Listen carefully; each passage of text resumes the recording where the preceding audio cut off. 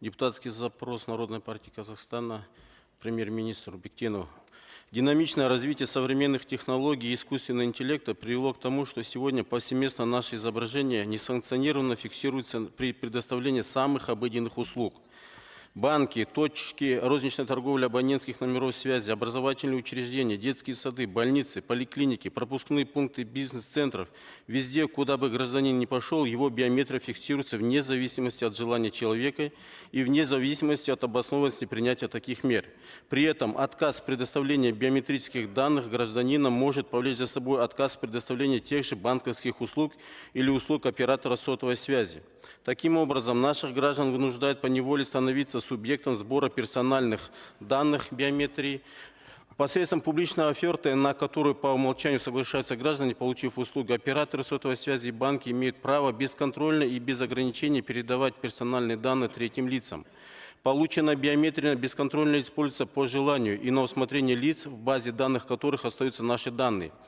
Именно на биометрию представители Национального банка и Агентства Республики Казахстан по регулированию и развитию финансового рынка возлагают большие надежды, как на механизм защиты граждан от мошенников. Однако этот инструмент не может послужить декларируемым целям, учитывая, что биометрию любого гражданина может завладеть абсолютно каждый владелец даже самой незначительной торговой точки. Популярные социальные сети, такие как YouTube, Instagram, заполнены рекламными роликами финансовых пирамид, в которых используются от первого лица изображения и голоса известных личностей. Это обстоятельство ярко демонстрирует, что биометрия наших граждан, их изображения и даже голоса не защищены от несанкционированного использования в преступных целях. Среди возможностей искусственного интеллекта сегодня возможности искусственного интеллекта не ограниченно велики.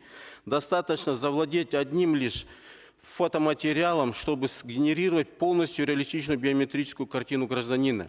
Данное обстоятельство является бомбой замедленного действия. Сегодня бесконтрольно устанавливаются камеры видеонаблюдения, бесконтрольно хранятся и используются материалы с этих камер. Мы видим, насколько мы беспомощны в вопросах защиты наших граждан в сфере киберпреступлений. Каким же образом уполномоченный орган намерен производить защиту биометрии граждан, которые находятся в бесконечном количестве баз данных неограниченного количества людей?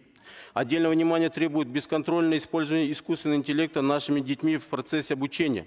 Сегодня популярность набирает генеративный искусственный интеллект чат GPT, который способны генерировать решение школьных задач, упражнений, выдать краткое содержание романов и так далее. Как мы все понимаем, такой подход к обучению сводит к нулю способность критически мыслить, резко негативно сказывается на получаемых знаниях и приводит к сложностям в принятии важных решений самостоятельно.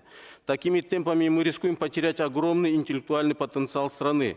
Мы формируем поколение, которое не будет способно оперативно реагировать и решать сложные задачи, которые встанут на их жизненном пути. Относительно недавно Европарламентом принят закон, ограничивающий использование искусственного интеллекта. В Австралии и отдельных штатах США приняты законы, предусматривающие возрастные ограничения в использовании социальных сетей. Цифровой прогресс не должен навредить, ввиду чего необходим его разумный контроль.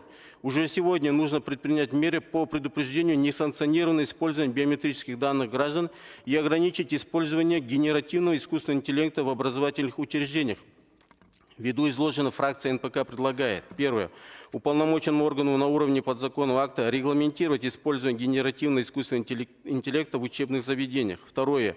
Обеспечить четкий и прозрачный механизм сбора, обработки и хранения персональных данных, уполномочив лишь ограниченный круг лиц для сбора и обработки персональных данных граждан. Третье. Пресечь незаконные факты передачи базы данных граждан путем проверки субъектов, осуществляющих сбор и хранение биометрии граждан на предмет незаконного использования и передачи данных третьим лицам. С уважением, депутаты фракции Народной партии Казахстана.